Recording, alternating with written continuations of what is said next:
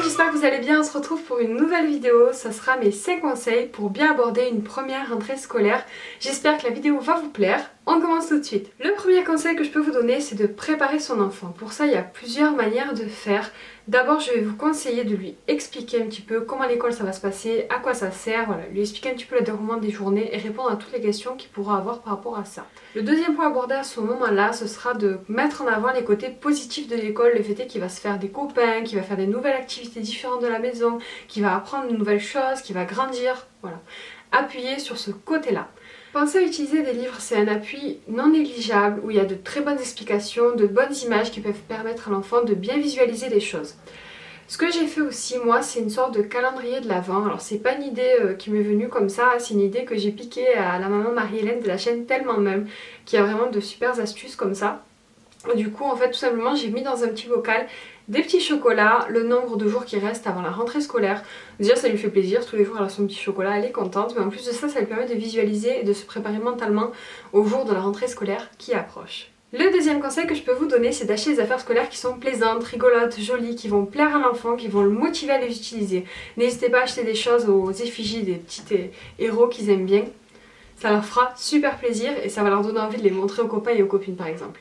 Le troisième conseil que je peux vous donner, c'est d'instaurer des rituels. Surtout le rituel du cocher, histoire de lui donner le rythme, de lui donner les bonnes habitudes et lui donner des repères. Ça va le rassurer si tous les soirs vous suivez les mêmes étapes, que vous faites les mêmes choses. Voilà, ça va l'aider à s'organiser lui dans sa tête et même vous au niveau de l'organisation du foyer, c'est beaucoup plus simple.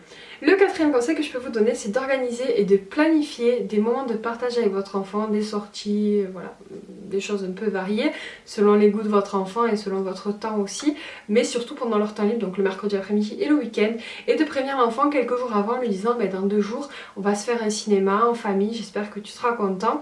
Donc l'enfant bien sûr sera ravi en général, ça va lui donner envie d'être à ce week-end, mais en même temps ça va pas l'empêcher de profiter voilà, des moments scolaires qu'il aura entre temps, et il profitera mieux en fait des moments, il se rendra compte qu'on a plus des moments de qualité, même si le temps est un petit peu plus réduit du coup avec les parents vu qu'il est à l'école. Le cinquième et dernier conseil que je vais vous donner, c'est de relâcher la pression. En tant que parent, on se fout une pression pas possible. On est stressé pour notre enfant, on a peur qu'il lui arrive quelque chose, on a peur que ça se passe mal, voilà, on est comme ça. Et aussi de toute façon on a la culpabilité de le laisser, voilà, c'est pas toujours évident.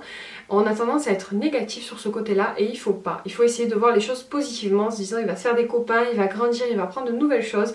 Le fait est d'être positif, ça va être transmis à l'enfant et l'enfant sera plus dans cette démarche-là que dans la démarche d'avoir peur et d'avoir de l'anxiété. C'est très important.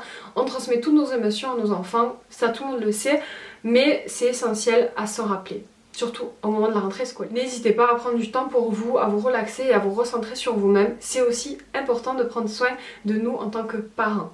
C'est la meilleure manière de nous occuper de nos enfants. Moi personnellement ça a été très dur la première rentrée de ma fille, mais je lui ai rien montré parce que ça me faisait mal au cœur de la laisser, parce qu'à ce moment-là je travaillais pas et j'avais l'impression voilà, de la laisser à l'école pour rien.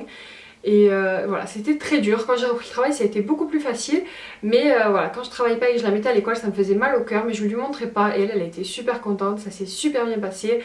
Elle est toujours autant ravie d'aller à l'école, donc pourvu que ça dure. C'est tout pour les conseils, je vais vous donner juste quelques astuces pour le jour J. Pensez à vous réveiller plus tôt, histoire de ne pas être pressé, de ne pas être stressé, d'avoir le temps de vous préparer, de préparer le petit ou la petite.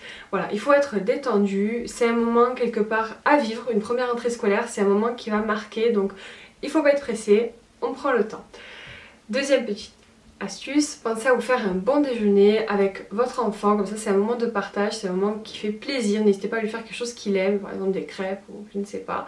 Il faut vraiment prendre un temps à ce moment-là pour, voilà, pour discuter avec son enfant, pareil s'il a encore des questions, lui répondre, le rassurer encore une nouvelle fois et savourer ce moment. Le dernier petit point que je vous ai déjà dit un peu plus tôt, c'est surtout ne pas montrer ses émotions, ne surtout pas pleurer, essayez de vous retenir, de ne pas montrer votre stress quand votre enfant du coup va rentrer en classe.